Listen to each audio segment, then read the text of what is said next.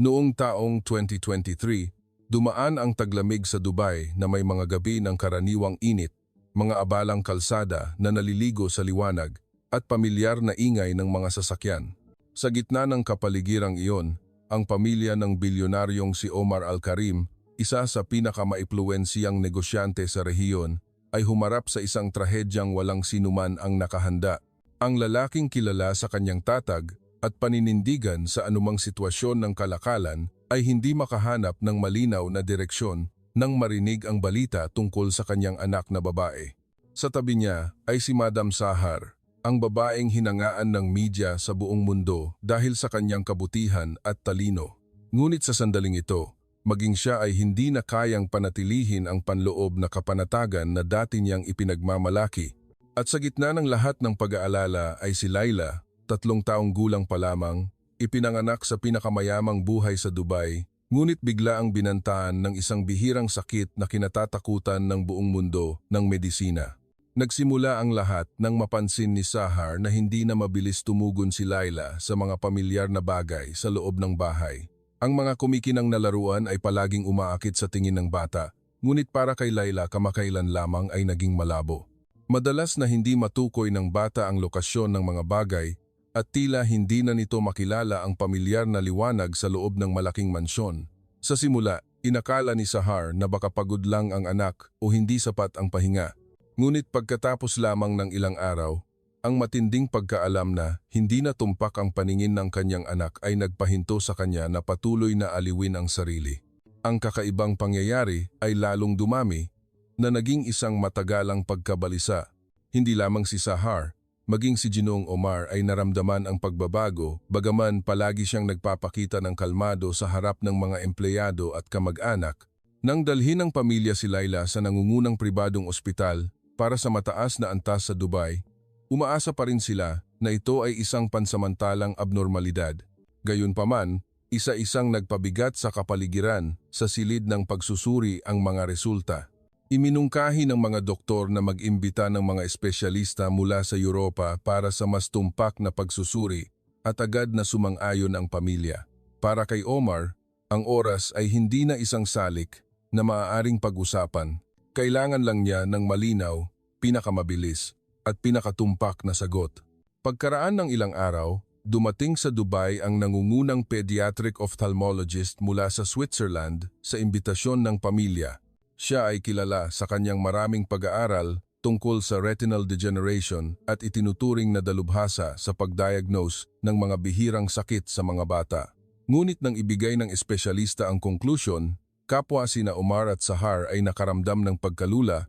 Si Laila ay may congenital retinal degeneration dahil sa RPA65 mutation. Isang uri ng sakit na nasa grupo ng mga bihirang sakit na nahihirapan kahit ang mga bansang may advanced na medisina na gamutin. Ang pinakanakapanlumo sa mag-asawa ay ang natitirang panahon.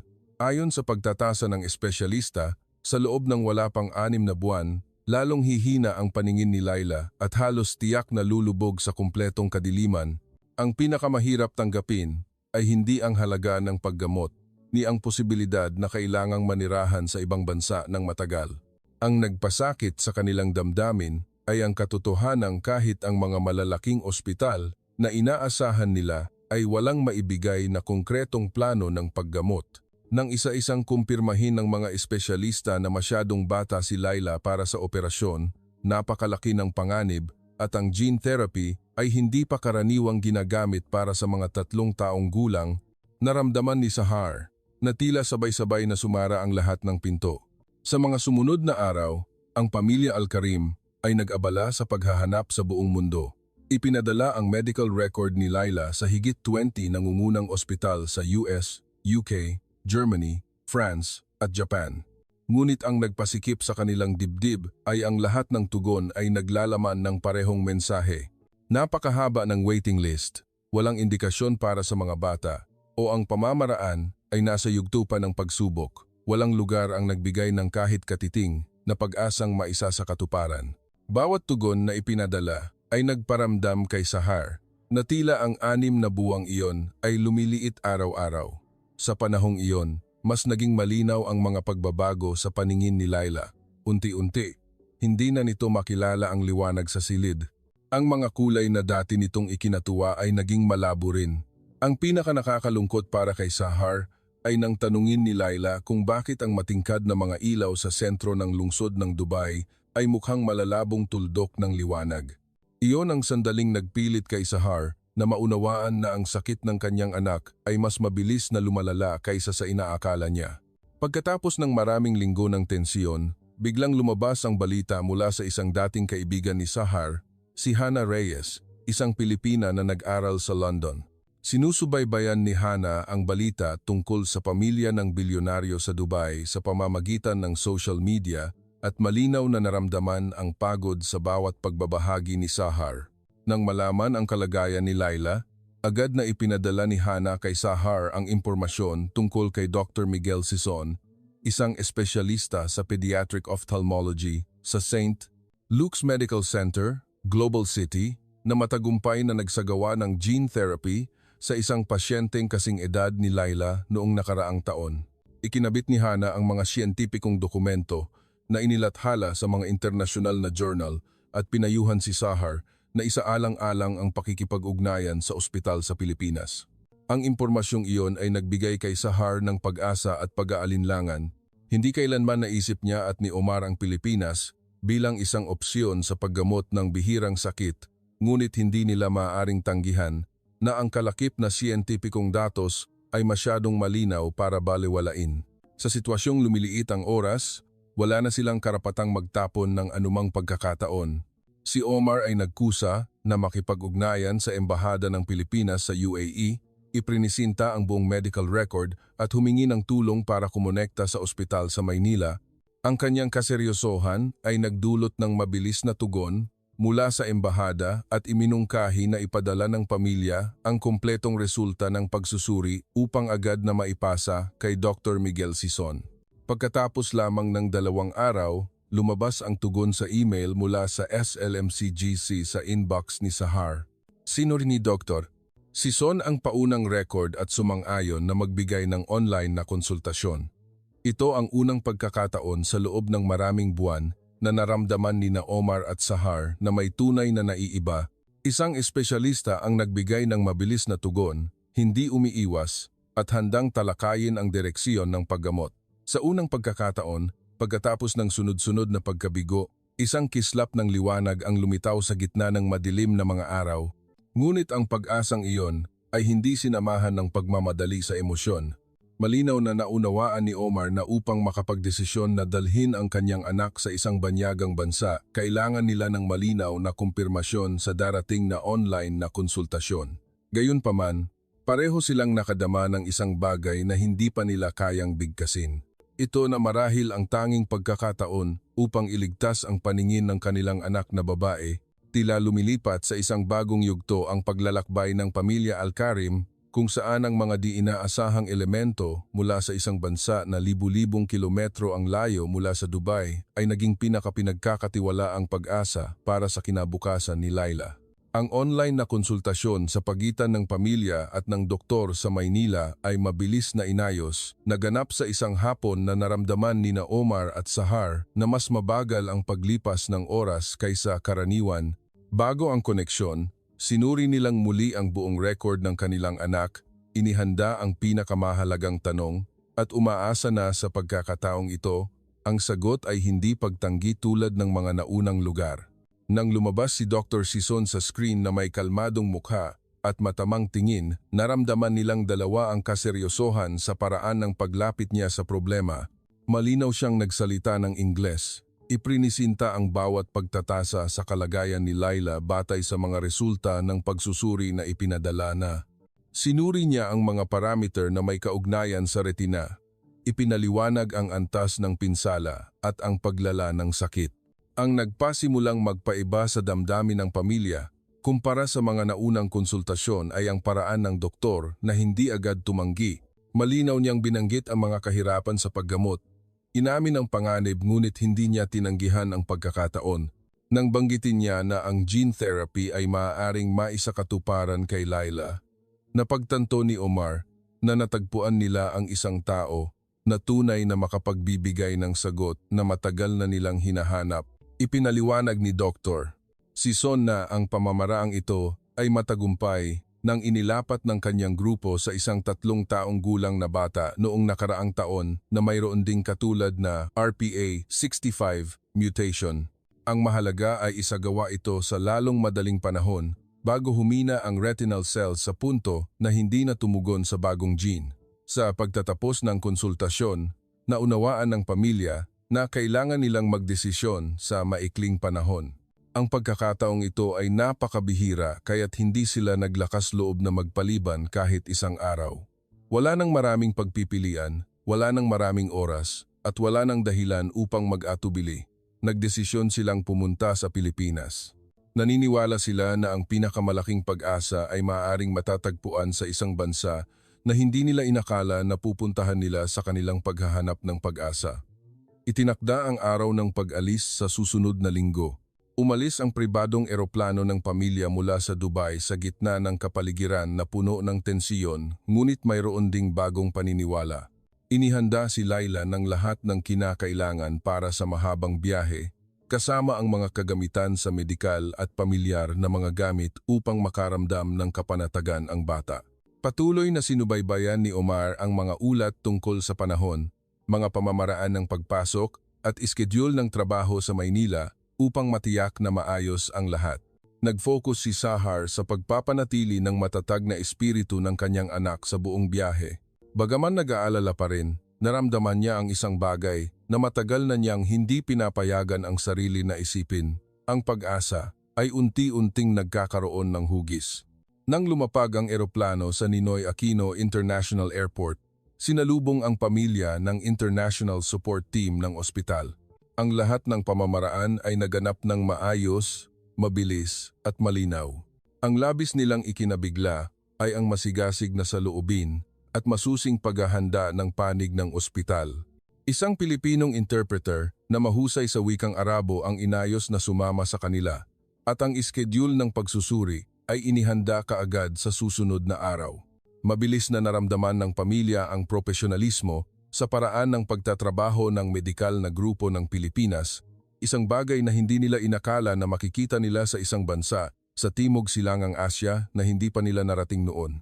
Sa Maynila, mas malamig ang klima kaysa sa Dubai. Direkta silang dinala sa lugar ng panunuluyan para sa mga dayuhang pasyente malapit sa ospital. Napansin ni Sahar na ang lugar ay hindi masyadong marangya ngunit napakamaalalahanin at mainit sapat upang mabawasan ang kanyang pagkabalisa. Ang nagbigay ng kapanatagan sa mag-asawa ay ang katotohanan na inihanda na ng ospital ang angkop na menu ng pagkain kasama ang mga halal na pagkain na sinuri ng mabuti. Naunawaan nila na kahit nasa banyagang lugar, ang lahat ng mahahalagang pangangailangan ng kanilang anak ay natutugunan ayon sa pamantayan. Ang unang araw sa ospital ay naganap sa mas malalim na pagsusuri at pagsubok, personal na sinuri ni Dr. Sison ang buong record at sabay-sabay na sinuri ang mata ni Laila gamit ang mga advanced na espesyal na kagamitan. Ipinaliwanag niya na kailangang maging maingat ang proseso ng pagtatasa upang tumpak na matukoy ang antas ng pinsala at ang kakayahan na tumugon sa therapy. Sinundan ng pamilya ang bawat hakbang. Tinatanggap ang bawat impormasyon sa kalagayan na parehong kinakabahan at umaasa. Nang mag-conclusion ang doktor na si Laila ay angkop para sa pamamaraan ng paggamot at maaaring ayusin ang operasyon sa loob ng linggo, lalo pang lumakas ang damdamin ng kasiyahan sa kanilang puso. Sa loob ng mga araw ng paghihintay para sa iskedyul ng operasyon, napansin ni Omar at Sahar ang maraming bagay na hindi nila kailanman naisip nang inisip nila ang Pilipinas. Napansin nila ang diwa ng pagkalinga ng medikal na grupo, ang pag-iingat sa bawat hakbang ng paghahanda at ang katapatan sa paraan ng pakikipag-ugnayan ng mga tao rito. Ang mga bagay na iyon ay lumikha ng isang bagong pakiramdam ng tiwala na nagbigay sa kanila ng katatagan upang harapin ang pinakamalaking hamon na darating. Bagaman walang sinuman ang nagsabi, kapwa sila nakadama na ang pinakamalaking suporta sa kasalukuyan ay hindi ang pera o teknolohiya, kundi ang determinasyon ng mga taong nakilala lang nila sa maikling panahon ngunit nagbigay sa kanila ng matinding paniniwala. Sa mga bihirang oras ng pahinga, Madalas na iniisip ni Sahar ang mga lugar na pinadalhan nila ng record at ang malamig na pagtanggi ng mga tugon noon. Napagtanto niya na minsan ang pag-asa ay hindi nagmumula sa pinakatanyag na mga lugar, kundi mula sa mga taong handang makinig at maglakas loob na subukan ang mga limitasyon na iniiwasan ng iba. Sinubaybayan naman ni Omar ang mga medical report araw-araw. Binigyan ng pansin ang bawat pagbabago sa mga resulta ng pagsusuri ng kanyang anak at naunawaan na ang lahat ay umuusad ayon sa kanilang inaasahan. Ang mga tawag mula sa mga kamag-anak sa Dubai ay patuloy na ipinapadala, nagtatanong tungkol sa sitwasyon at nagpadala ng mga panalangin para kay Layla. Bagaman hindi maaaring makasama ang pamilya, sinusubaybayan ng lahat ang bawat update mula sa Pilipinas. Kabilang dito, marami ang nagulat nang marinig na pinili ng pamilya ang Maynila bilang destinasyon ng paggamot, ngunit nang malaman ang positibong pagsusuri mula kay Dr. Sison at ang masusing paghahanda ng ospital, nagsimula silang makaramdam na ang desisyong ito ay hindi lamang tama kundi estratehiko rin. Nang papalapit ang araw ng operasyon, ang damdamin ng pamilya ay naging magkahalo sa pagitan ng pag-aalala at pag-asa. Ang lahat ng paghahanda ay natapos na, mula sa mga pamamaraang medikal, plano ng pangangalaga pagkatapos ng operasyon hanggang sa pag-aayos ng oras para sa yugto ng paggaling. Naramdaman ni Omar ang kahulugan ng paglalakbay na ito ay hindi lamang sa pagligtas sa paningin ng kanyang anak, kundi isa ring karanasan na tumulong sa kanila na mas maunawaan ang halaga ng pananampalataya at pagtitiyaga. Para kay Sahar, ang mga nakaraang araw ay nagpamulat sa kanya na kahit siya ay matatag at kalmado sa maraming sitwasyon, ngunit nang harapin ang pag-aalala tungkol sa kanyang anak, hindi siya ang taong kayang panatilihin ang ganap na katatagan. Ang tanging bagay na pumigil sa kanya na gumuho ay ang pag-asa na itinatayo araw-araw salamat sa pagmamalasakit ng medikal na grupo sa Pilipinas. Ang paghahanda para sa operasyon ay natapos, nagbubukas ng isang bagong kabanata na puno ng hamon, ngunit bago pumasok sa mahalagang araw na iyon, may isang bagay na napagtanto ni Omar at Sahar. Hindi pa sila nakaramdam ng ganito kalapit sa pag-asa sa buong mahabang paglalakbay sa paghahanap ng liwanag para sa kanilang anak na babae. Ang Pilipinas, na itinuturing lamang na isang di inaasahang destinasyon sa pinakamadilim na yugto ng pagkawalan ng pag-asa, ngayon ay naging lugar na nagtataglay ng lahat ng kanilang pag-asa. Pagkatapos ng maraming buwan ng pagtanggap lamang ng pagtanggi, sa wakas ay natagpuan nila ang isang lugar na tunay na nagbukas ng mga kamay at nagbigay sa kanila ng pinakakailangan nila, ang pagkakataon. Ang araw ng operasyon ay itinakda sa simula ng linggo, isang sandali na alam ng buong pamilya na magiging pinakamahalagang palatandaan sa paglalakbay upang mabawi ang paningin ni Layla. Sa loob ng mga araw bago iyon, nagsagawa ang mga doktor sa Maynila ng lahat ng huling pagsusuri upang tiyakin na ang kalagayan ng bata ay sapat na matatag para sa seryosong interbensyon. Ang bawat resulta na ipinadala ay nagdulot kina Omar at Sahar ng mas matinding tensyon. Naunawaan nila na ang gene therapy para sa 3 taong gulang ay hindi isang karaniwang pamamaraan at lalo nang hindi ito isang pamamaraan na maaaring ganap na garantiya ng medisina sa buong mundo. Gayunpaman, ang mga pagsusuri mula kay Dr. Sison ay palaging malinaw, tapat at puno ng pananagutan na nagparamdam sa mag-asawa ng tiwala na hindi pa nila naramdaman sa sinumang espesyalista noon.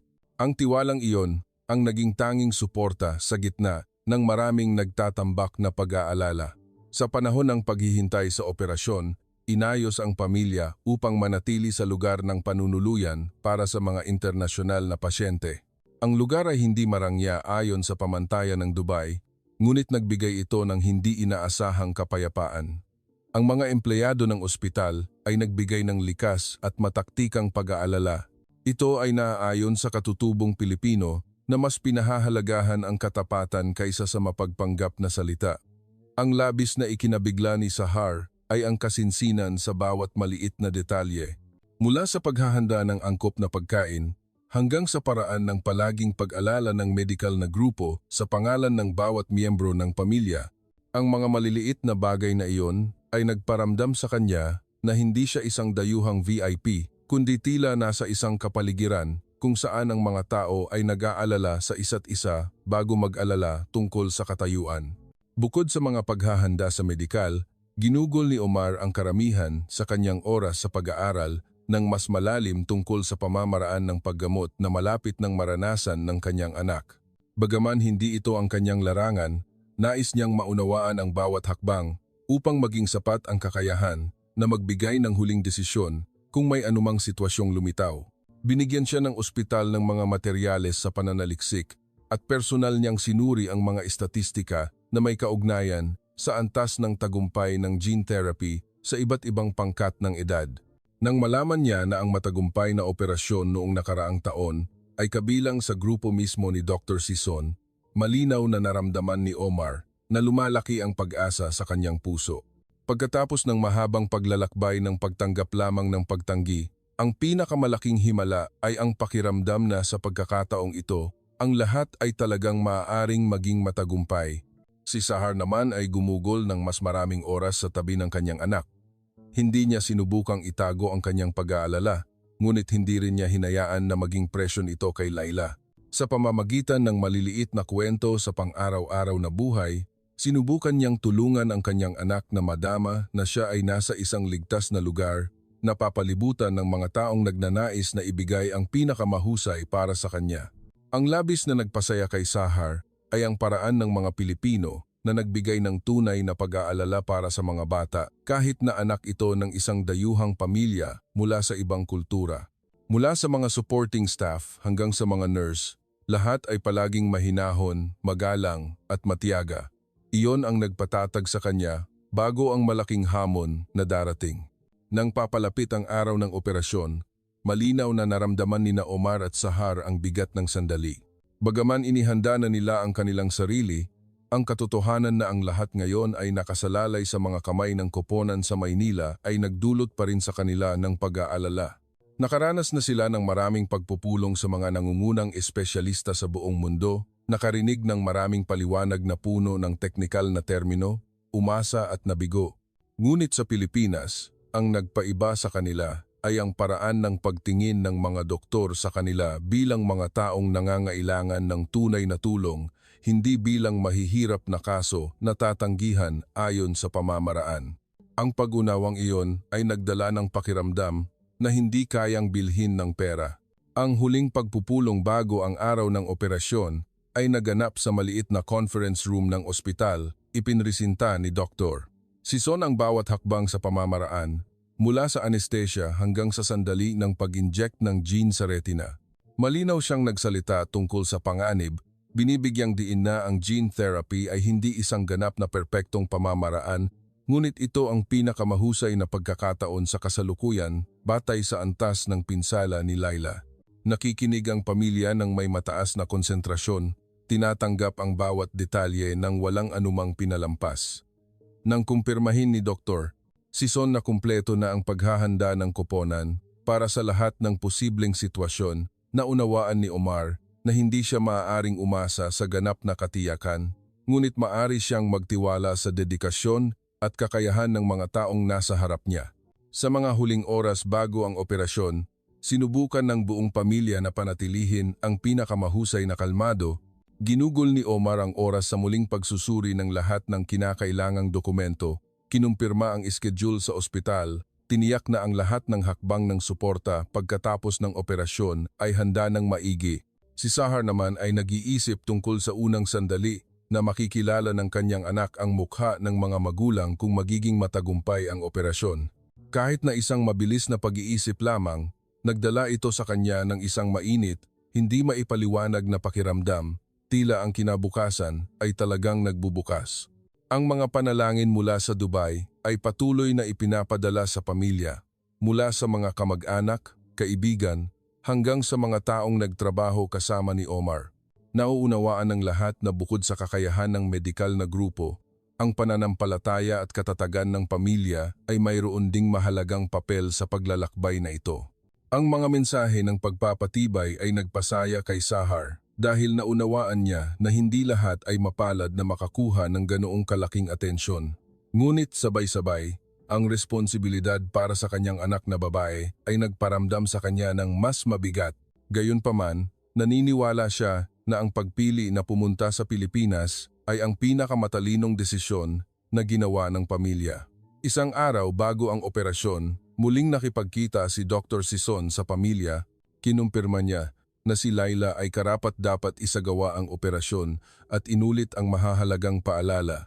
Sa sandaling iyon, nakita ni Omar at Sahar sa kanya hindi lamang isang doktor, kundi isang taong tunay na nakakaunawa sa kanilang pag-aalala. Ang pag-uukol ng sarili na iyon ang nagpatatag sa kanila bago ang hamon na napakalapit na. Sa gabi, bago ang mahalagang araw, walang sinuman sa pamilya ang nakatulog ng buo. Bawat isa ay may kani-kanyang iniisip ngunit iisa ang pinakanais. Ang liwanag ay babalik kay Laila. Pagkatapos ng maraming buwan ng paghahanap sa lahat ng dako para sa pamamaraan ng paggamot, pagkatapos ng maraming pag-asa at pagkabigo na magkahalo, napagtanto ng pamilya na ang pinakamahalaga ngayon ay hindi ang takot, kundi ang pananampalataya sa pagkakataon na ibinigay ng buhay sa tamang sandali. Naramdaman nila na basta't malampasan nila ang palatandaan bukas, isang bagong kinabukasan ang maaaring magsimulang magbukas para sa kanilang anak.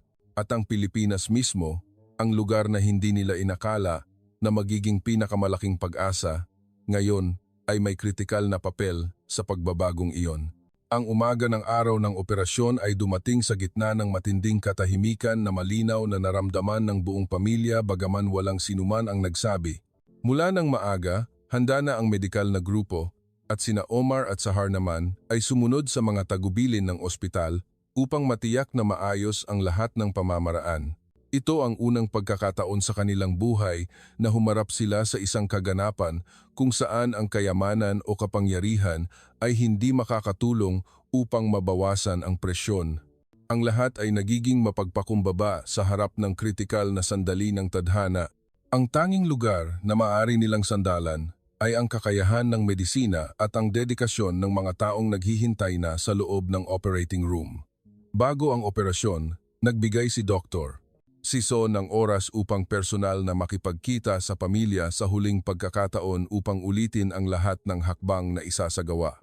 Ang kanyang boses ay kalmado pa rin tulad ng dati, ngunit ang konsentrasyon sa bawat salita ay nagparamdam kina Omar at Sahar na masusing naghanda ang koponan. Ipinaliwanag ni Dr. Sison na kailangan ng ganap na katumpakan ang proseso ng interbensyon dahil ang pagpapasok ng gene material sa tamang posisyon ng retina ay ang kritikal na salik na magtatakda sa buong resulta. Nangako siya na ang lahat ng parameter sa proseso ng anesthesia, ang lahat ng kagamitan ng suporta at bawat aksyon ng koponan ay patuloy na babantayan gamit ang isang espesyal na sistema. Pagkatapos ng presentasyon, nagpadala siya sa kanila ng kumpirmasyon ng kaseryosohan at pananagutan na inilaan ng buong koponan sa operasyon na ito. Nang dalhin si Laila sa pre-anesthesia area, hindi pinayagan sina Omar at Sahar na sumama. Ayon sa patakaran ng ospital, naghintay sila sa silid na inilaan para sa pamilya upang makatanggap ng abiso sa bawat yugto. Bagaman naabisuhan na sila noon, ang pakiramdam ng pagtayo sa labas at ganap na ipinasa sa medikal na grupo ay nagpagulo sa kanilang isipan. Ang espasyo para sa pamilya ng pasyente ay palaging lugar kung saan nagtitipon ang lahat ng uri ng emosyon, ngunit para sa kanila, ang lugar na ito ay may dalang responsibilidad ng pag-asa at hamon ng sabay. Ang unang oras ay lumipas ng may katahimikan na naramdaman nilang dalawa na mas mahaba kaysa sa totoong oras. Sinubaybayan nila ang bawat update na inilalabas mula sa operating room sa pamamagitan ng coordination staff. Patuloy na nag-ulat ang mga nurse na nangangasiwa tungkol sa kalagayan ng anesthesia, ang matatag na presyon, at ang pagtatapos ng yugto ng paghahanda. Ang maikling impormasyon na iyon ang naging tanging suporta na tumulong sa pamilya na mabawasan ang matinding pag-aalala. Nang pumasok sa ikalawang oras, iniulat ng doktor na nangangasiwa na sinimulan na ni Dr. Sison ang pag-access sa retina. Ito ang pinakamahalagang yugto sa buong pamamaraan. Ang pag-inject ng gene sa tamang lugar na gagamutin ay dapat gawin gamit ang microscope sa ilalim ng high-resolution guidance system. Kahit isang maliit na paglihis, tataas ang panganib ng pinsala sa retina.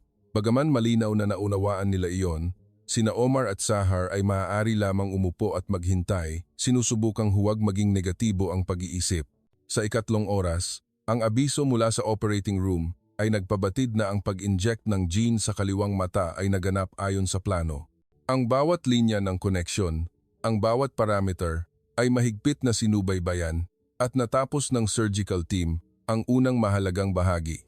Ang isang maliit na pakiramdam ng kaluwagan ay lumitaw sa puso ng dalawa, ngunit hindi sila naglakas loob na mag-asa ng labis. Kalahati pa lang ito ng paglalakbay. Ang lahat ay nagpapatuloy pa at alam nila na hanggang hindi nila natatanggap ang huling abiso, walang anumang tiyak. Sa ika-4 na oras, lumipat ang koponan sa kanang mata. Ito ang yugto na binigyang diin ni Dr. Sison na nangangailangan ng pinakamataas na konsentrasyon dahil ang bawat mata ay magkakaroon ng iba't ibang istruktura ng tugon kahit na pareho ang gene mutation. Ang paghihintay sa panahong ito ay naging mabigat. Bagaman hindi binibigkas, naramdaman ni Omar at Sahar na tila ang kanilang damdamin ay hinihila hanggang sa sukdulan. Wala silang magawa kundi kumapit sa pananampalataya na binuo nila sa buong panahong iyon. Nang pumasok sa ika-5 oras, ipinabatid ng abiso na ang surgical team ay nasa huling yugto ng pag-aayos para sa kanang mata. Ang mga linya ng koneksyon tungkol sa matatag na mga index ay patuloy na inilalabas na nagpapakita na ang proseso ay nagaganap ng ligtas. Gayunpaman, ang sandaling ito ay palaging ang pinakamatindi na yugto para sa anumang operasyon dahil ang anumang pagkakamali ay maaaring makaapekto sa huling resulta. Ang pamilya ay tumingin lamang sa isa't isa sa katahimikan, malinaw na nararamdaman ang ritmo ng oras na tila nagtitipon sa bawat minuto. Sa ika-6 na oras, ang huling abiso mula sa operating room ay ipinadala, tapos na ang operasyon, humingi si Dr. Sison ng dagdag na oras upang suriin ang mga reaksyon pagkatapos ng operasyon sa loob ng operating room bago makipagkita sa pamilya. 6 na oras ng paghihintay, 6 na oras na naglalaman ng napakaraming emosyon kaya't hindi na makilala ni Omar at Sahar kung sila ba ay guminhawa o nag-aalala pa rin. Nang lumabas si Dr. Sison sa silid para sa pamilya, ang pamilyar na kalmado niya ay nagparamdam sa kanilang dalawa ng bahagi ng resulta bago pa siya magsalita. Ipinabatid ni Dr. Sison na maayos ang operasyon, walang nakababahalang komplikasyon, at ang mga index ay nasa ligtas na kalagayan. Ang gene material ay naipasok sa tamang posisyon, matatag ang tugon ng retina, at sa simula ay maayos ang lahat. Gayunpaman, binigyang diin niya na ang epekto ng gene therapy ay hindi maaaring masuri kaagad. Kailangan ng halos 2 linggo upang magsimulang gumana ang gene bago isagawa ang pagsusuri sa paningin ni Laila. Ang abisong iyon ay nagpabago sa kapaligiran ng pamilya. Bagaman marami pa ang pagdadaanan, alam nila na ang pinakamahirap na bahagi ay nalampasan na. Ang 6 na oras sa operating room ay hindi lamang ang oras ng pagligtas sa mga mata ni Laila, kundi 6 na oras din na nagkumpirma na tama ang pagpili ng pamilya. Ang Pilipinas, ang lugar na una nilang pinuntahan sa kalagayan ng pagkapit sa manipis na pag-asa, ngayon ay naging lugar kung saan nagsimula ang isang bagong kabanata sa buhay ng kanilang anak na babae. Nang ilipat si Laila sa recovery room, agad na ipinatupad ang lahat ng tagubilin pagkatapos ng operasyon. Nagbantay ang mga nurse, sinusubaybayan ang bawat index, kinokontrol ang temperatura, sinusuri ang antas ng reaksyon ng lugar ng operasyon, at inaayos ang gamot ayon sa bawat yugto. Malinaw na inutusan ng pamilya tungkol sa paghihigpit sa pag-expose sa liwanag, oras ng pahinga, at ang pinakaligtas na pangangalaga para sa bata pagkatapos ng retinal intervention. Bagaman hindi pa ganap na nawala ang pag-aalala, nagsimulang makaramdam sina Omar at Sahar ng enerhiya na nawala sa kanila sa loob ng maraming buwan, ang pananampalataya. Ang unang gabi pagkatapos ng operasyon ay naganap sa ganap na pag-iingat. Ang bawat pagbabago ay naitala ng medikal na grupo at iniulat sa pamilya. Bagaman pagod pagkatapos ng mahabang panahon ng tensiyon, ayaw umalis ni Omar at Sahar sa lugar kung saan inaalagaan ang kanilang anak. Ngunit ang nagpatatag sa kanila ay ang bihira at tunay na malasakit na ipinakita ng medikal na grupo sa Maynila. Ang bawat paliwanag, bawat desisyon Bawat hakbang ng pagsubaybay ay nagpakita ng profesionalismo na hindi nila naunawaan ang halaga nang marinig lang nila ang tungkol sa Pilipinas noon. Nang maging matagumpay ang operasyon, isang bagong pinto ang nagbukas. Ngunit mayroon pa ring mahalagang 2 linggo sa harapan upang hintayin kung gagana ang gene ayon sa inaasahan. Sa panahong iyon, naunawaan ng pamilya na anuman ang resulta, nasaksihan nila ang isang pagsisikap na hindi masusukat mula sa mga taong naglaan ng kanilang puso at kaluluwa sa pagbibigay ng huling pagkakataon kay Laila. At mula sa sandaling iyon, tiningnan nila ang Pilipinas nang may ganap na ibang damdamin, hindi lamang bilang lugar ng paggamot, kundi bilang lugar na kumapit sa pag-asa. Ang 2 linggo pagkatapos ng operasyon ay nagsimula sa mga araw na parehong maingat at puno ng pag-asa. Sa buong panahong iyon, sumunod ang pamilya sa lahat ng tagubilin ng ospital, lalo na ang kahilingan na panatilihin ang mga mata ni Laila sa ganap na kadiliman gamit ang nakatakip na bendahe. Ang paggawa nito ay nagpabago sa normal na buhay ng buong pamilya, ngunit walang sinuman ang nagreklamo. Dahil ito ang kritikal na yugto, kung ang pagkakataon na pinagpalit nila ng napakaraming bagay ay magdudulot ng resulta o hindi. Ang bawat araw na lumipas ay isang kombinasyon ng pag-asa at pag-aalala na magkahalo, tila 2 magkasabay na emosyon na hindi mapaghihiwalay.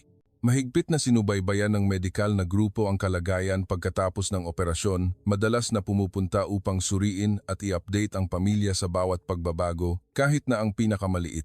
Kahit na hindi pa maaaring magbukas ang mata ni Laila, masusuri pa rin ng mga doktor ang paunang reaksyon sa pamamagitan ng mga espesyal na index.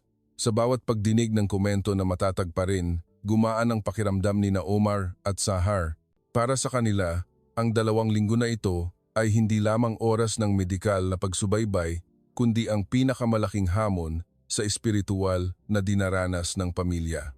Naghihintay sila sa bawat oras ng may tiyaga na hindi nila alam na mayroon sila noon. Sa mga araw na iyon, inihanda ng ospital ang pribadong espasyo para sa pamilya, ngunit mayroon pa ring sapat na suporta. Inutusan sila tungkol sa oras ng pahinga, dieta, at mga hakbang ng pag-iingat upang maiwasan ang epekto sa proseso ng paggaling. Bagaman hindi makakita, si Laila ay nagpatuloy sa mga simpleng gawain sa kanyang makakaya, nakikinig sa mga kwento at kanta na sinasabi ng kanyang ina upang mapanatili ang kanyang kaligayahan. Ang mga medikal na empleyado, na pamilyar sa kultura ng pangangalaga sa bata ng Pilipinas, ay nagbigay sa bata ng likas na atensyon. Madalas silang magkwentuhan ng maikli, lumilikha ng isang mainit at nakakapanatag na pakiramdam para sa bata na dumaraan sa isang yugto na puno ng pagkamangha. Gumugol si Omar ng mas maraming oras sa pagmamasid sa bawat medical report. Ang lahat ng index ay maingat na naitala, mula sa reaksyon ng retina hanggang sa katatagan ng mga lugar kung saan in-inject ang gene. Ang mga numerong iyon ay naging kasing halaga sa kanya tulad ng anumang negosyo na nagawa niya. Ang pag-unawa sa bawat pagbabago ay nagparamdam sa kanya ng mas kontrolado sa isang sitwasyon na hindi niya kayang direktang maapektuhan. Ang lalaking sanay lamang sa pamamahala ng mga proyekto na may internasyonal na saklaw, ngayon ay naramdaman na ang kanyang puso ay nakasalalay sa bawat konklusyon mula kay Dr. Sison at sa medikal na grupo ng Pilipinas. Samantala, mas nagbigay ng pansin si Sahar sa mga emosyonal na pagbabago ng kanyang anak. Sinubukan niyang panatilihin ang isang matatag na ritmo ng buhay para kay Laila, nakikipag-usap sa kanya tungkol sa mga pamilyar na bagay sa Dubai upang hindi siya makaramdam ng pagkawala sa bagong kapaligiran. Para sa isang 3 taong gulang, ang pansamantalang pagkawala ng paningin dahil sa bendahe ay isang malaking hamon, ngunit sa malambing na pangangalaga ng ina at suporta mula sa mga nakapaligid, mas mabilis na umangkop si Laila kaysa sa paunang pag-aalala. Iyon ang labis na ipinagpapasalamat ni Sahar.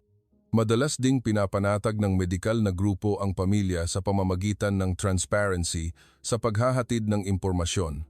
Ang bawat pagsusuri ay detalyadong ipinaliwanag kasama ang malinaw na mga paalala tungkol sa proseso. Ang nagpatibay sa damdamin ni Omar at Sahar ay ang paraan ni Dr. Sison na magbigay ng oras upang dumaan sa silid ng pasyente ng mas madalas kaysa sa inaasahan. Kahit na siya ay abala sa kanyang siksik na schedule, sa bawat pagpapakita niya ay nag-update siya ng tiyak na sitwasyon at nagbigay ng propesyonal na pagtatasa ng may kalmadong saloobin. Mula noon, lalong lumalim ang tiwala ng pamilya sa team ng paggamot. Tila hindi lamang sila mga taong nagsasagawa ng tungkulin, kundi tunay na mga kasama sa paglalakbay upang magbigay ng liwanag sa isang bata. Ang 2 linggo ay lumipas nang hindi mabilis at hindi rin mabagal. Ang bawat araw ay naramdaman na mas mahaba kaysa karaniwan, ngunit walang sino man ang naglakas loob na magpakita ng pagod. Naunawaan ni Omar at Sahar na ang pinakamalaking hamon nila ay hindi ang operasyon, kundi ang darating na sandali ng pagsusuri sa paningin. Iyon ang sandali na magpapasya kung ang lahat ng pag-asa na inilagay nila sa paglalakbay sa Pilipinas ay magiging katotohanan. Nang papalapit ang oras, naging kakaiba ang kapaligiran sa silid ng pasyente. Walang nagsabi, ngunit lahat ay nakaramdam na tumitibok ang kanilang puso sa parehong ritmo. Ang umaga ng araw ng pagsusuri ay itinakda. Dumating ang medikal na grupo na may kumpletong kinakailangang kagamitan. Hindi ito isang normal na pagsusuri, kundi isang pamamaraan na maingat na inihanda upang tumpak na masuri ang paggana ng bagong gene.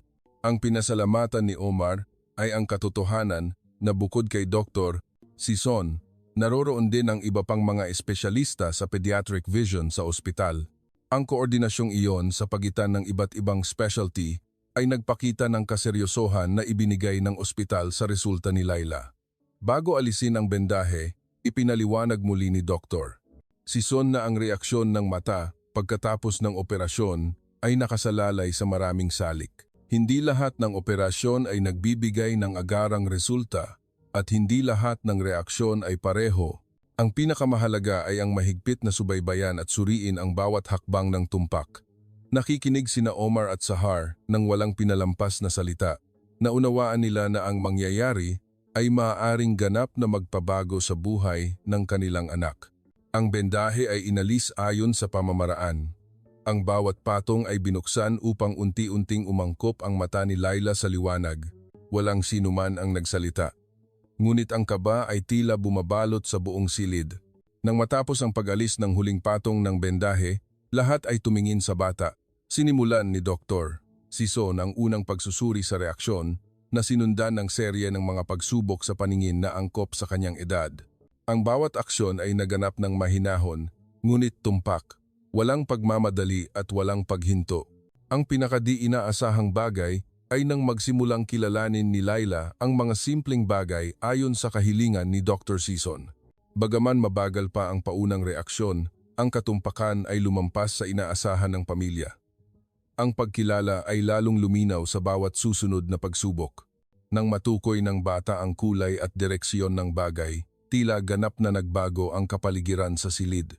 Sinimulan ni Dr. Sison na itala ang mga index sa evaluation chart at nang pinagsama ang resulta, ipinabatid niya na ang paningin ni Laila ay nasa antas na 0. 6 para sa parehong mata, isang numero na lumampas sa inaasahan pagkatapos ng 2 linggo. Ang sandaling iyon ay hindi lamang nagmarka ng tagumpay sa larangan ng medisina, kundi ang paglaya rin mula sa lahat ng takot na nagpabigat sa pamilya sa buong panahong iyon. Naglakbay sila ng mahabang panahon na puno ng hamon mula Dubai hanggang Pilipinas, humarap sa maraming pagtanggi, at sa wakas ay tumayo sa harap ng himala na matagal na nilang ipinagdarasal. Nang mag-conclusion si Dr. Sison na patuloy na bubuti ang paningin ni Laila at may posibilidad na maabot ang halos normal na antas sa loob ng ilang buwan, lumaganap ang kasiyahan sa lahat. Naunawaan ng pamilya na ang biyaheng ito ay hindi lamang nagbigay ng liwanag sa kanilang anak, kundi ganap ding nagpabago sa kanilang pananaw tungkol sa bansang Pilipinas. Sa sandaling iyon, ang pag-asa ay talagang naging katotohanan at isang bagong kabanata na puno ng liwanag ang nagbubukas sa harapan nila. Pagkatapos kumpirmahin ng pagsusuri sa paningin na bumalik na ang liwanag at matatag na ang paningin, tila ganap na nagbago ang kapaligiran sa silid ng pasyente. Ngunit simula pa lamang iyon ng panahon ng paggaling na hindi inakala ng pamilya na magkakaroon sila ng pagkakataong maranasan. Mula sa sandaling makilala ni Laila ang unang kulay, ang lahat ng sumunod ay tila isang mabagal na paglalakbay na nagbubukas ng bawat bagong pinto.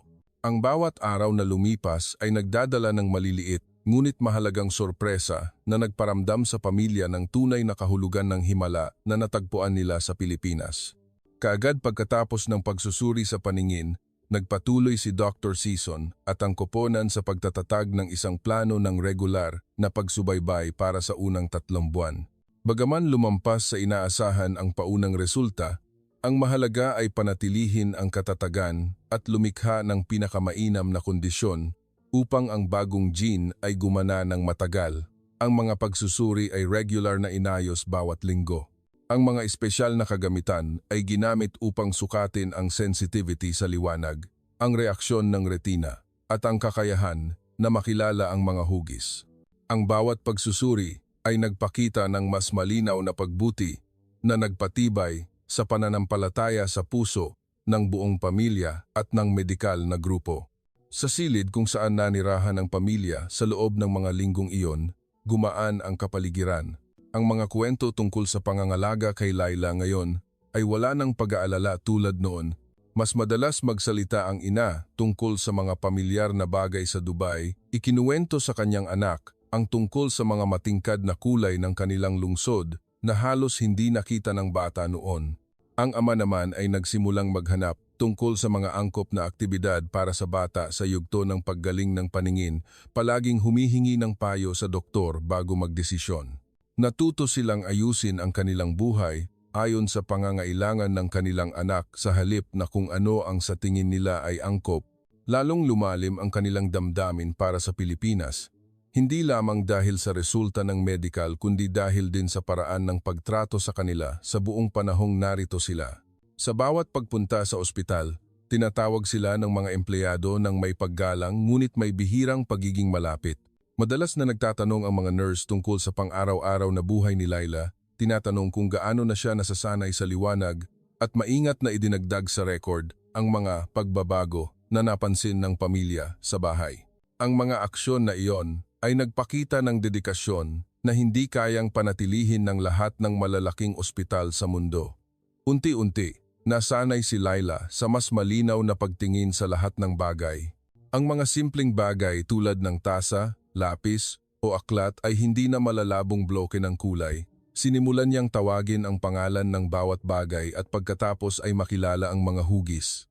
Madalas na sinasabi ng ina sa mga medical na empleyado na nakilala sila ng kanyang anak sa susunod na pagkikita kahit na nakita lang niya sila ng ilang beses.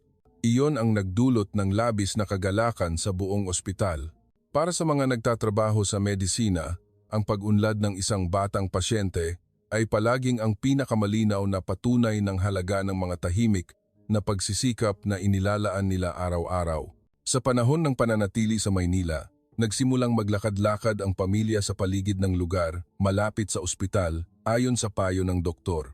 Hindi mahaba ang biyahe at hindi rin masyadong matao ang lugar, kundi maliliit na espasyo lamang na tumutulong kay Laila na masanay sa natural na liwanag at sa pagbabago ng kapaligiran. Ang ina ay lalo nang nagbigay ng pansin sa bawat maliit na reaksyon ng kanyang anak, kung mayroon ba siyang anumang kahirapan kapag lumilipat mula sa loob ng bahay patungo sa labas. Sa bawat pagkakataon, itinatala nila ito upang iulat kay Dr. Sison sa mga susunod na pagsusuri. Isang hapon, inayos ng ospital na bisitahin ng pamilya ang rooftop garden na pinananatili bilang isang lugar ng pagpapahinga para sa mga batang pasyente. Agad na nagpakita si Laila ng interes nang makita ang mga matingkad na kulay sa hardin, ngunit ang labis niyang ikinatuwa ay ang paglitaw ng mga paru-paro na narinig na ng pamilya noon. Ang mga paru-paro na may iba't ibang kulay ay nagpatingin sa bata ng matagal. Tila iyon ang unang pagkakataon sa kanyang buhay na nasilayan niya ang isang mundo na puno ng kulay at buhay. Ang ama ay tumayo sa tabi, nakikinig sa tawa ng kanyang anak. Nararamdaman na ang lahat ng pag-asa na nawala sa kanila sa loob ng maraming buwan ay muling nabubuhay ng matindi. Maging si Dr. Sison ay nakaramdam ng kagalakan nang matanggap ang ulat tungkol sa pambihirang pag-unlad ng bata. Sa follow-up check-up sa ika-4 na linggo, Ipinaliwanag niya na ang mabilis na kakayahan sa paggaling ay nagpapatunay na ang gene na ininject ay mahusay na nakisama sa umiiral na function ng retina. Bagaman kailangan pa rin ng pangmatagalang pagsubaybay, ang kasalukuyang resulta ay sapat na upang kumpirmahin na nalampasan na ni Laila ang pinakamapanganib na yugto. Ipinaalala niya na upang mapanatili ang tagumpay na ito, kailangang panatilihin ng pamilya ang siyentipikong pangangalaga sa mata at iwasan ang bata sa matinding liwanag sa loob ng mahabang panahon. Sa mga sumunod na araw, nagsimulang makalabas ng mas madalas ang pamilya, iminungkahi ng mga empleyado ng ospital ang mga cultural spot malapit sa kanilang panunuluyan upang mas maranasan nila ang Pilipinas. Ang bawat lugar ay maingat na pinili upang matiyak ang kaligtasan ng bata at sabay-sabay na tulungan silang mas maunawaan ang buhay sa Maynila. Ang mga maikling biyahe ay nagdala ng maraming emosyon, lalo na nang magsimulang ituro ni Laila ang mga bagay na nakikita niya at tawagin ang mga ito ng may kasiglahan. Ang bawat sandali ay nagdulot sa kanyang mga magulang na tumingin sa isa't isa ng may mga mata na nagpapasalamat sa buhay. Sa mga bihirang gabi na may libreng oras, madalas na umuupo si Omar at binabasa muli ang buong medikal na dokumentasyon mula sa simula hanggang sa huli. Sinusuri ang bawat yugto ng paggamot ng kanyang anak bilang isang paraan upang alalahanin ang paglalakbay na kanilang dinanas. Samantala, nakikipag-ugnayan si Sahar sa mga kaibigan sa Dubai, ikinukwento sa kanila ang mga bagay na nagpasaya sa kanya habang nasa Pilipinas, tungkol sa dedikasyon ng medikal na grupo, tungkol sa katapatan ng mga taong inakala niya na makikita lang niya ng isang beses. Ngunit ngayon, alam niya na ang Pilipinas ay nag-iwan ng hindi mabuburang marka sa buhay ng kanyang pamilya.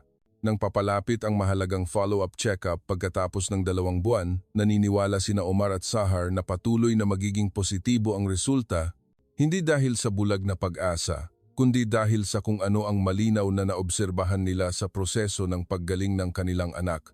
At nang matanggap ang huling resulta na ang paningin ni Laila ay papalapit na sa ganap na normal, naunawaan nila na ang paglalakbay na ito ay lumipat sa isang bagong yugto, hindi na ang takot sa pagkawala, kundi ang pananampalataya sa kinabukasan para sa kanilang anak na babae. Ang matagumpay na yugto ng paggaling ay nagmarka ng oras na maaaring maghanda ang pamilya na bumalik sa Dubai. Ngunit alam nila na ang pagbabalik sa pagkakataong ito ay nagdadala ng higit pa sa kaluwagan. Nagdala sila ng pasasalamat para sa mga Pilipino na tumulong sa kanilang anak na mabawi ang liwanag, nagdala ng mga alaala ng mga araw na puno ng pag-asa sa isang banyagang bansa na ngayon ay naging lugar na nagtatago ng mahalagang bahagi ng kanilang paglalakbay sa buhay. Kahit na sa Dubai o sa anumang iba pang lugar, ang mga alaalang ito ay palaging magpapaalala sa kanila na umiiral ang himala at ang Pilipinas ang lugar kung saan nabuo ang himalang iyon. Pagkatapos kumpirmahin na ang paningin ni Laila ay matatag na at papalapit na sa normal na antas, opisyal na pinayagan ng ospital ang pamilya na maghanda para sa pag-uwi. Ang sandaling iyon ay tila ang perpektong pagtatapos para sa isang paglalakbay na puno ng hamon na tumagal ng maraming buwan. Gayunpaman, iyon din ang oras na nagsimulang magbukas ang isang bagong kabanata, ang kabanata ng pagpapahalaga, ng koneksyon sa kultura, at ng mga bagay na hindi pa nangyari sa buhay ng isang pamilya na nagmula sa malayong lupain tulad ng Dubai. Nang matanggap ang discharge papers, ipinadala ng International Coordination Room ng ospital sa pamilya ang kabuuang bill ng paggamot. Ang numerong nakasulat doon ay nagdulot sa ama na suriin itong 2 beses upang matiyak na hindi siya nagkamali sa pagbasa. Ang buong halaga, kasama ang operasyon, follow-up, pagsusuri, at international support services ay katumbas lamang ng humigit kumulang 45,000 pesos. Kung i-convert sa USD, wala pang 7-8 isang halaga na kung ikukumpara sa mga malalaking ospital sa US at Europa ay isang maliit na bahagi lamang. Ang labis na ikinagulat ng pamilya ay ang katotohanan na malinaw ding nakasaad ng ospital na ang halagang ito ay kinalkula batay sa rate para sa mga dayuhan at kasama ang mga espesyal na suporta para sa kaso ng paggamot gamit ang gene therapy. Ang transparency na iyon ay nagparamdam sa kanila ng kalinawan ng katarungan at kabutihan ng sistema ng kalusugan sa Pilipinas. Walang anumang hindi malinaw na karagdagang bayad na idinagdag. Walang saloobin ng pag-abuso sa sitwasyon upang itaas ang presyo. Ang lahat ay malinaw, maayos, at puno ng pagkatao. Ang ina ay umupo ng tahimik sa harap ng bill ng sandali. Naalala ang mga mungkahi sa paggamot mula sa mga ospital sa US kung saan ang average na halaga ay umaabot mula to 100,000 hanggang 1,300,000 para sa katulad na operasyon. Hindi rin masyadong mababa ang halaga sa Germany o Switzerland. Ngunit sa Pilipinas, wala pang 110 ang halaga, ngunit ang resulta ay lumampas sa kanilang pinakamalaking inaasahan. Sa sandaling iyon, naunawaan niya na may mga bagay sa mundo na hindi masusukat ng pera kundi ng tunay na puso ng mga taong nagtatrabaho sa medisina at ang dedikasyon ng isang kultura na palaging nagpapahalaga sa pagkatao. Kaagad pagkatapos bayaran ang bill, nagdesisyon ang pamilya na isagawa ang isang bagay na naisip na nila mula pa noong unang araw na malinaw na nakakita si Laila, ang magbigay ng pagpapahalaga kay Dr. Sison at sa buong koponan ng ospital. Sumulat ang ama ng isang mahabang liham na maingat na iprinisinta sa Ingles, nagpapahayag ng malalim na pasasalamat para sa lahat ng ginawa ni Dr. Sison para sa pamilya. Sa liham, pinatunayan niya na hindi lamang ang paningin ni Laila ang nailigtas, kundi ang kanyang pamilya mismo ay nailigtas mula sa pagkawalan ng pag-asa. Sumulat siya na ang Pilipinas ay nagbigay sa kanila ng pinakamalaking regalo na maaaring matanggap ng isang pamilya, at ang regalong iyon ay walang katumbas sa tunay na kahulugan nito. Naghanda ang ina ng isang maliit na regalo, hindi isang mahal o mapagpanggap na regalo, kundi isang tradisyonal na bagay mula sa Dubai, nagpapahayag ng paggalang sa kultura. Nang ibigay ito ng personal kay Dr. Sison, ginamit niya ang parehong Ingles at Arabo upang ipahayag ang malalim na pasasalamat. Ngumiti ng simple si Dr. Sison, pinatunayan na ang kaligayahan ng pasyente ang pinakamalaking gantimpala para sa isang doktor.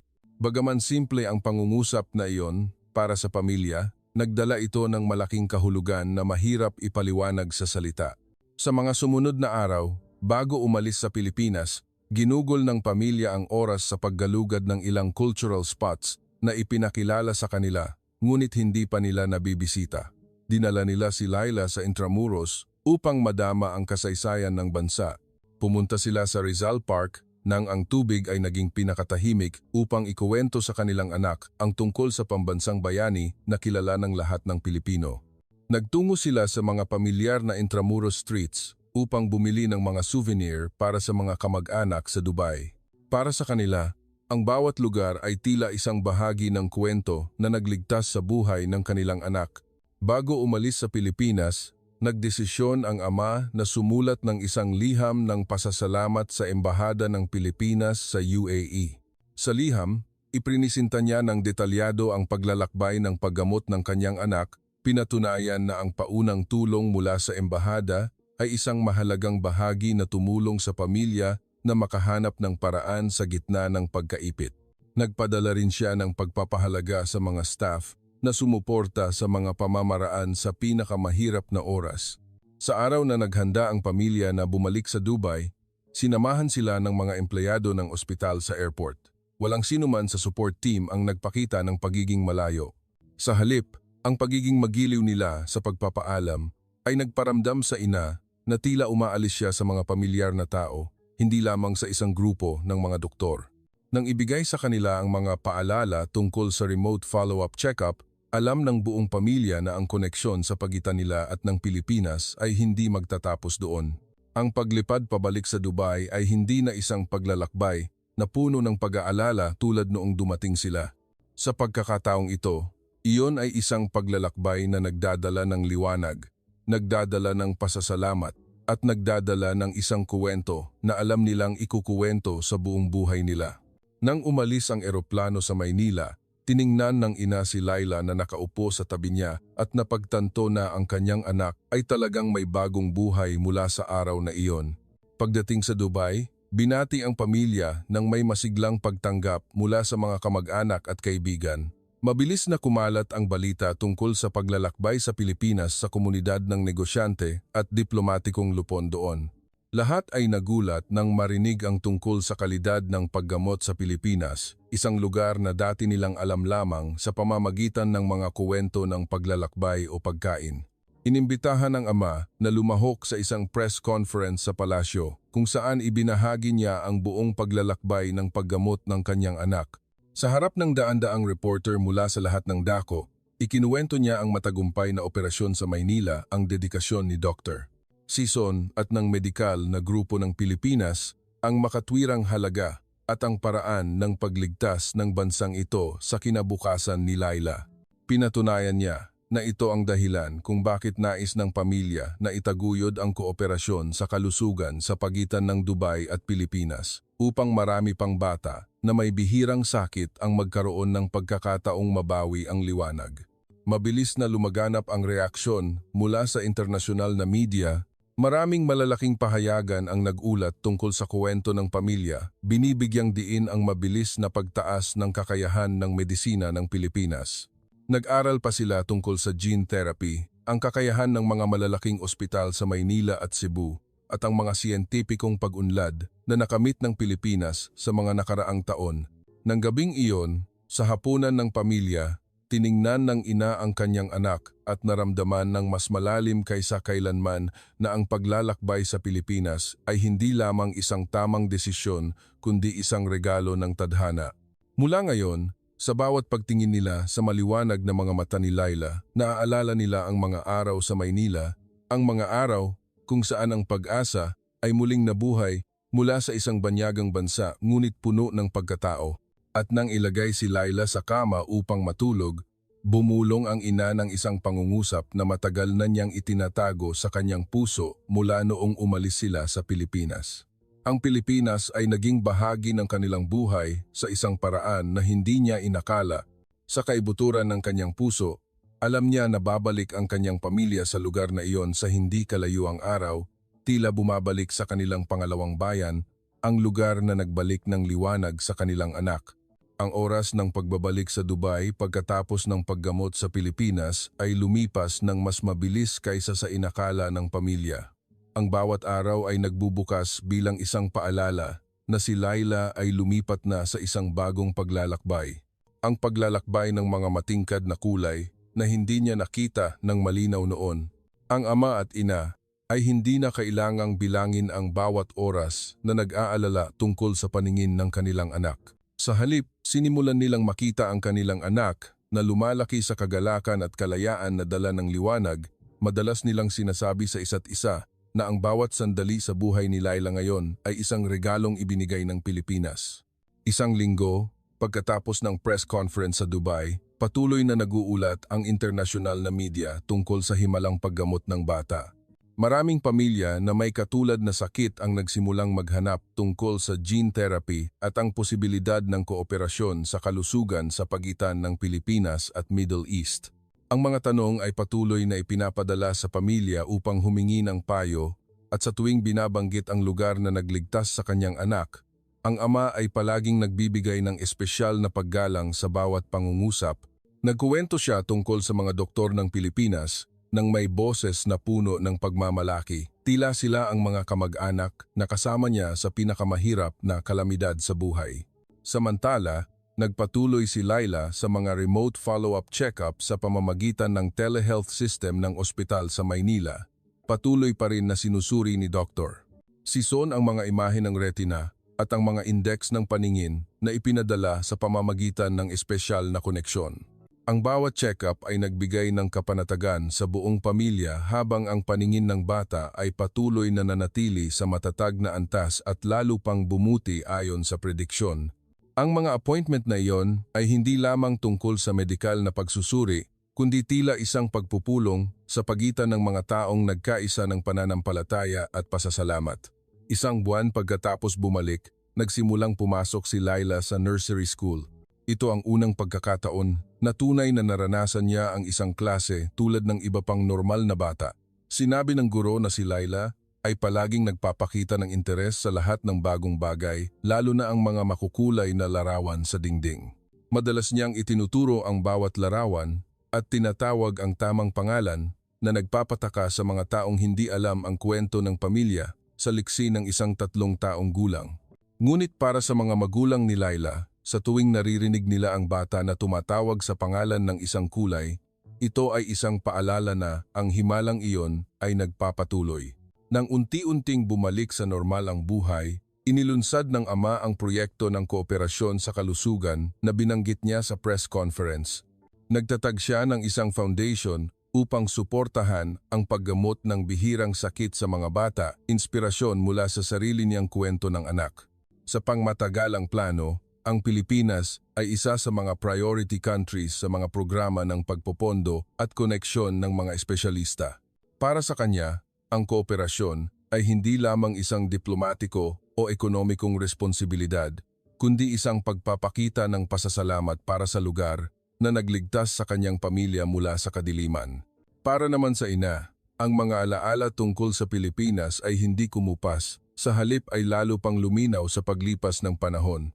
Nagtago siya ng isang maliit na kwaderno kung saan naitala niya ang mahahalagang sandali sa buong proseso ng paggamot. Mula sa unang araw na dumating sa Maynila hanggang sa mga pagkakataong nakilala ni Laila ang mga bagong kulay. Hindi iyon diary, kundi tila isang sulat ng pasasalamat na umaabot sa bawat pahina.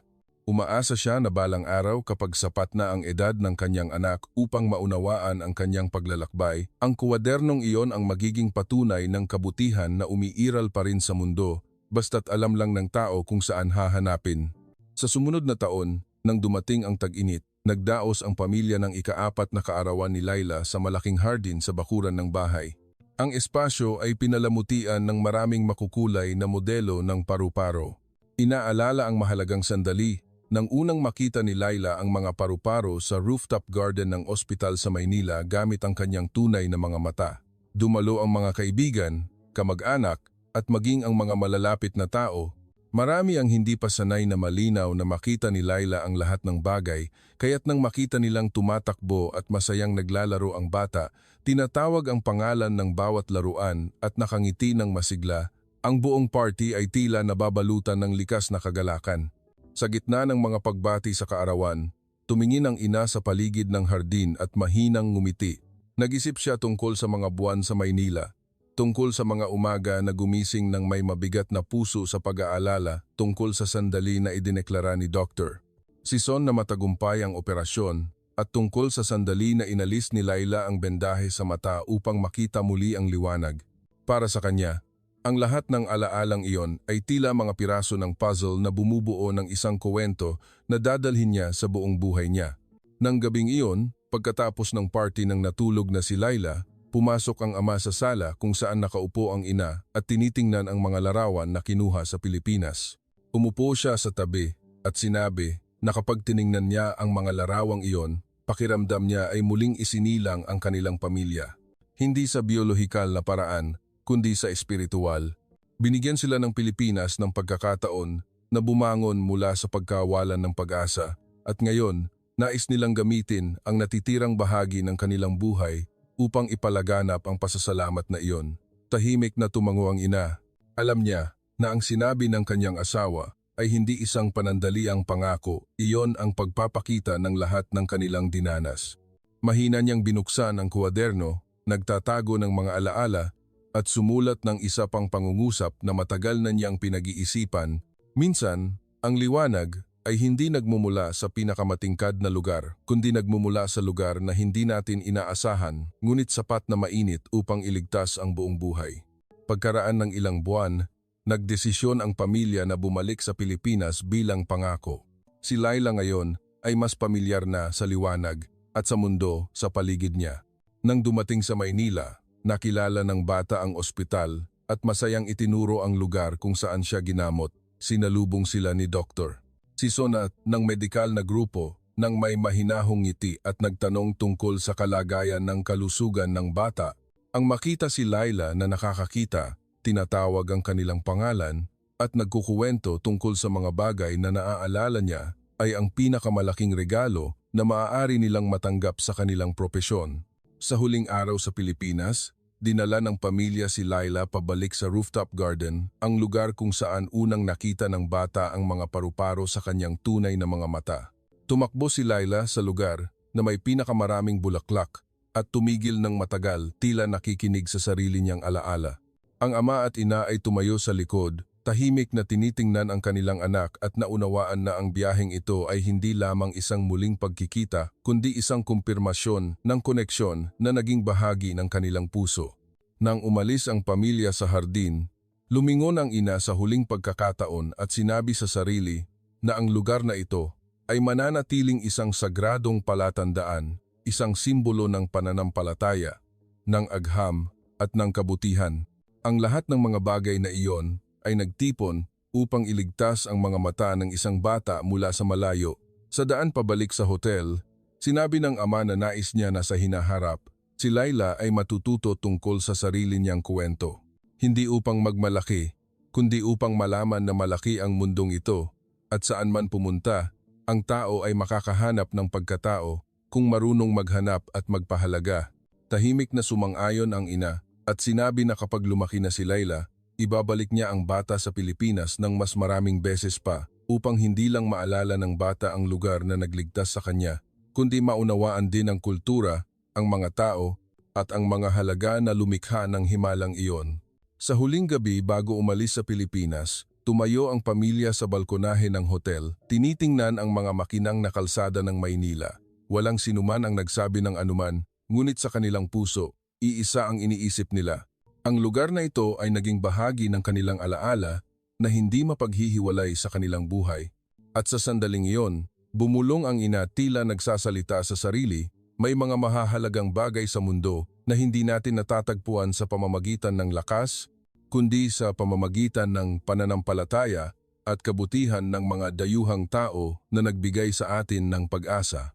Alam niya na ang kwento ng kanyang pamilya ay mananatiling isang paalala na ang buhay ay laging may pagkakataon na mabuhay muli sa mga lugar na hindi natin inaasahan, basta't sapat tayong matapang na maniwala sa kabutihan.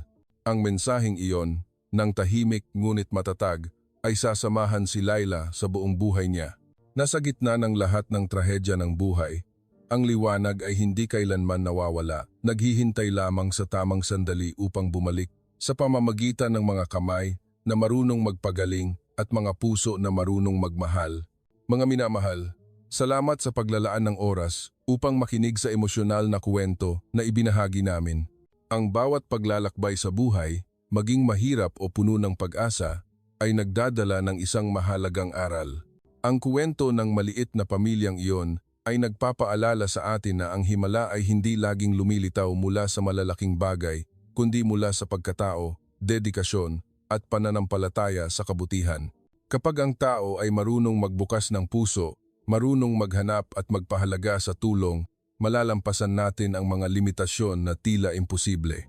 Minsan, sapat na ang isang kamay na ibinigay sa tamang oras upang baguhin ang buong kinabukasan ng isang buhay. Umaasa kami na ang kwento ay nagbigay sa inyo ng init, pananampalataya, at mas malalim na pananaw sa halaga ng pagkatao. Kung sa tingin ninyo ay makabuluhan ang kwento, paki-like, iwanan ang inyong mga kaisipan sa ibaba, at mag-subscribe sa channel upang magkaroon kami ng mas maraming lakas na magbahagi ng mas maraming makataong nilalaman. Ang inyong suporta ang pinakamalaking mapagkukunan ng lakas na tumutulong sa amin na patuloy na ipalaganap ang mga magagandang kwento sa buhay. Maraming salamat.